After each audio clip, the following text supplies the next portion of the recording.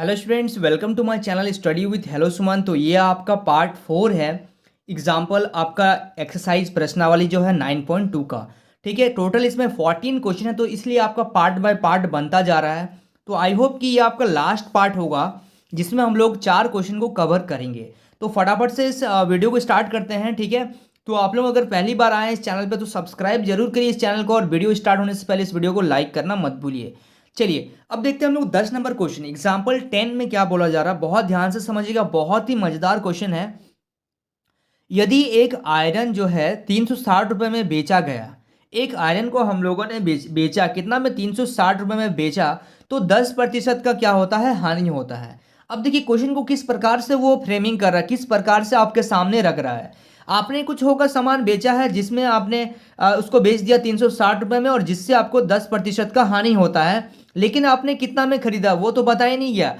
अब देखिए यहां पे क्या बताया जा रहा है आगे क्वेश्चन में, यदि वह 450 रुपए में बेचा जाए तो कितना प्रतिशत का लाभ होगा।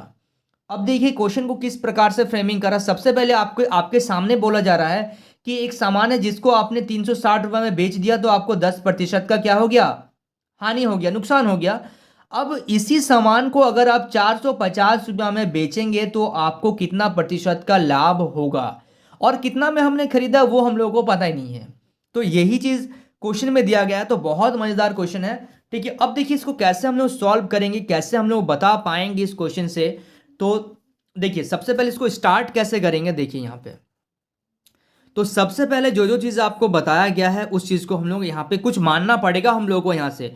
तो सबसे पहले देखिए 10% हानि का मतलब क्या होता है। देखिए 10% हानि का मतलब ये है कि 100 रुपया में आपने खरीदा और आपने उसको 10 रुपये की हानि में बेचा, यानी कि 10% हानि का अर्थ होता है कि 100 रुपये का क्रय मूल्य पर 10 का क्या हो गया, 10 रुपये का हानि हो गया। ये हम लोग मान रहे हैं कि अगर कोई सामान 100 रुपया में मान लीजिए हम लोग खरीदे हैं, और अगर हम लोग 10% हानि अगर उसमें हुआ, यानी कि कहीं ना कहीं हम लोग 10 रुपया उसमें हम लोग नुकसान किए हैं। तो अगर इसका हम लोग निकालेंगे विक्रय मूल्य, तो विक्रय मूल्य क्या हो जाएगा, क्रय मूल्य माइनस हानि, यानी कि कितना में हम लोगों ने उसको क्रय मूल्य कितना में किया था, मतलब कितना में खरीदा था, 100 रुपया में, और 10 रुपया का हानि हो गया, यानी कि 90 रुपया में हमने उसको बेचा होगा। ये आपको मानना पड़ेगा जब आपको रेट नहीं दिया रहेगा तब। अब मेन क्वेश्चन स्टार्ट होता है।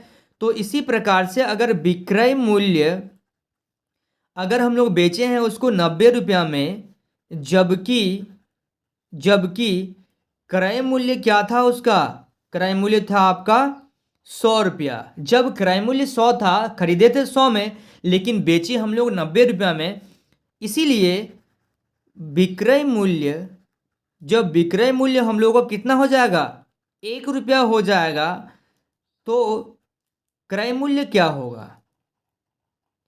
ठीक है, तो 1 रुपया का अगर हम लोग निकालें तो 100/90, जब आप इसको कैंसिल करिएगा, आप इसको कैंसिल मत करिए, आप इसको इसी में छोड़ दीजिए। सबसे पहले हम लोग 90 रुपये में बेचे हैं, 100 रुपया में खरीदे हैं।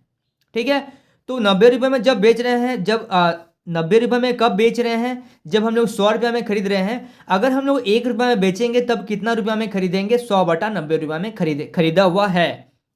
तो अब देखिए यहां से हम लोग क्या, अब मेन आपका क्वेश्चन आ रहा है। अब क्रय मूल्य जो होगा, क्रय मूल्य कितना होगा, तो क्रय मूल्य, सॉरी देखिए यहां से अब हम लोग क्या करते, देखिए चूंकि अब क्रय मूल्य हम लोगों के पास कितना था, 360 है। 300 रुपया में हम लोगों ने क्या किया, उसको, उस आयरन को बेच दिया, जबकि क्रय मूल्य क्या था। यहाँ पे एक काम करिएगा, यहाँ पे मैं थोड़ा सा कट कर रहा हूँ, ये जो 360 रुपया था वो क्रय मूल्य नहीं था, हम लोगों का क्या था, विक्रय मूल्य था। ठीक है ना,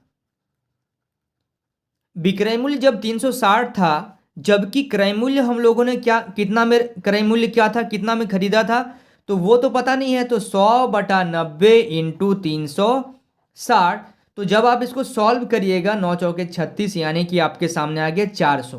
तो जब आपने 360 रुपया में उसको बेचा होगा, 10% अगर आप उसमें नुकसान अगर करते हैं इसका 10% निकाल के जब आप ऐड करेंगे तो आपके सामने 400 रुपया में आपको, आप अगर किसी सामान को, ऐसा समझिए कि आप अगर किसी सामान को 400 रुपया में खरीदे हैं और 10% का नुकसान करके अगर आप उसको बेचिएगा तो आपके सामने वो 360 रुपया होगा।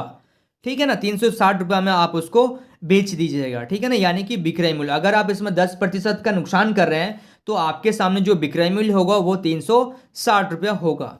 लेकिन अब यहाँ पे ये बताया जा रहा है कि अब उसी सामान को, अब अगर इसका क्रय मूल्य, अब इसका क्रय मूल्य अगर है, क्रय मूल्य बराबर है 400 तथा विक्रय मूल्य, क्योंकि क्रय मूल्य हम लोग को पता चल गया। अब इसी सामान को हम लोग क्या कर रहे हैं, क्रय मूल्य जो है हम लोगों का वो 400 रुपया है तथा विक्रय मूल्य जो है हम लोगों का कितना है, सेकंड बार में क्या बोल रहा है, उसी सामान को 450 रुपया में हम लोग बेच रहे हैं। तो अब हम लोग के पास क्रय मूल्य है 400 और विक्रय मूल्य है 450, तो इसमें कहीं ना कहीं हम लोग को लाभ दिख रहा है। तो लाभ बराबर क्या होता है, क्रय मूल्य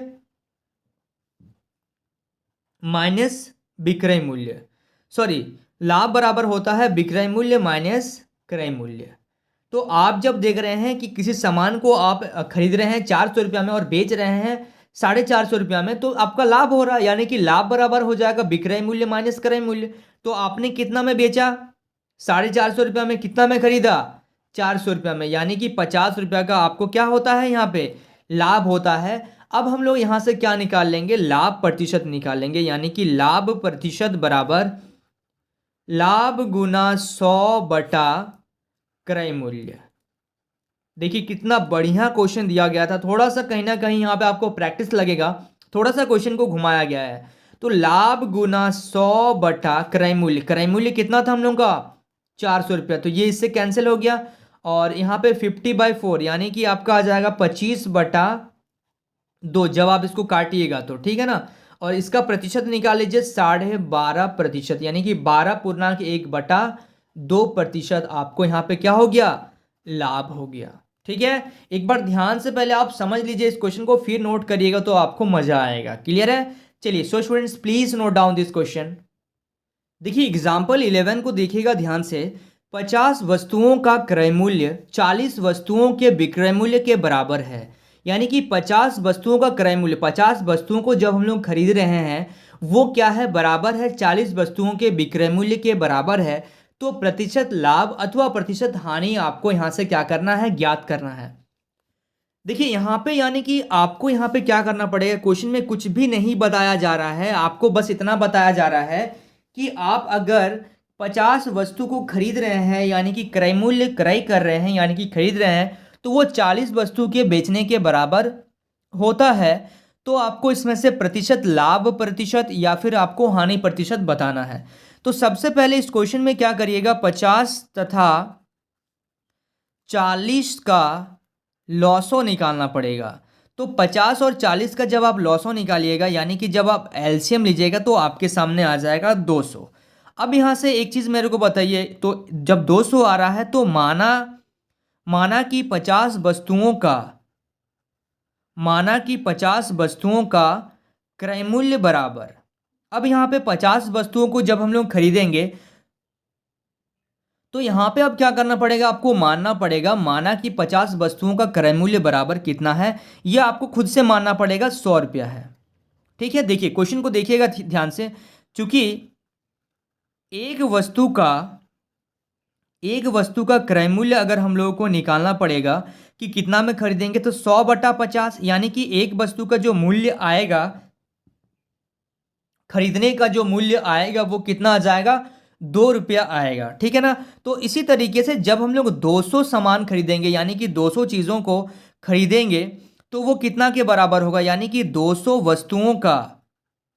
वस्तु का क्रय मूल्य, अभी हम लोग क्रय मूल्य निकाल रहे हैं, 200 वस्तुओं का खरीदारी वाला बात कर रहे हैं। अगर 200 वस्तुओं का क्रय मूल्य निकालेंगे तो ये आ जाएगा 200 गुना 2, यानी कि आपका आ जाएगा 400।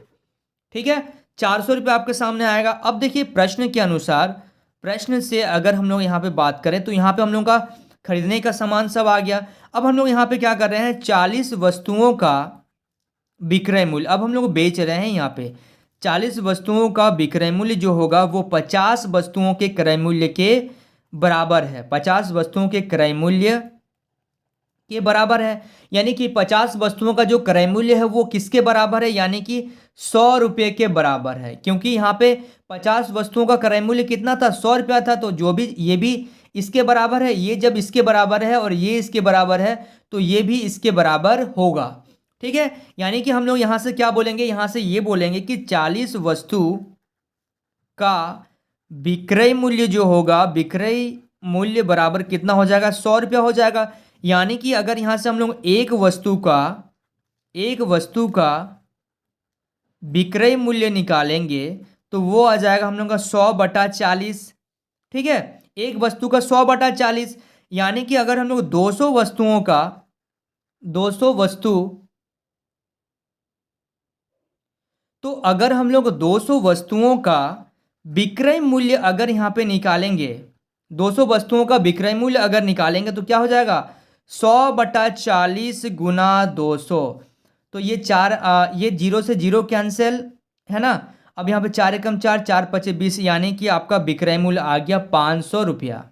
ये आ गया आपका विक्रय मूल्य। ठीक है, चलिए ये क्रय मूल्य हो गया, क्रय मूल्य आ गया 400 रुपया, विक्रय मूल्य आ गया 500 रुपया।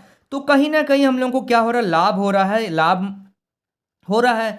यानी कि विक्रय मूल्य माइनस क्रय मूल्य, यानी कि कितना में हम लोग बेच रहे हैं, 500 रुपया में, और खरीदे कितना में, 400 रुपया में। ध्यान से सुनते चलिएगा, यानी कि 100 रुपया का लाभ होता है। अब आपको हर बार क्या निकालना है, लाभ प्रतिशत आपको हर बार निकाल रहे हैं आप, लाभ या हानि ही तो निकाल रहे हैं ना।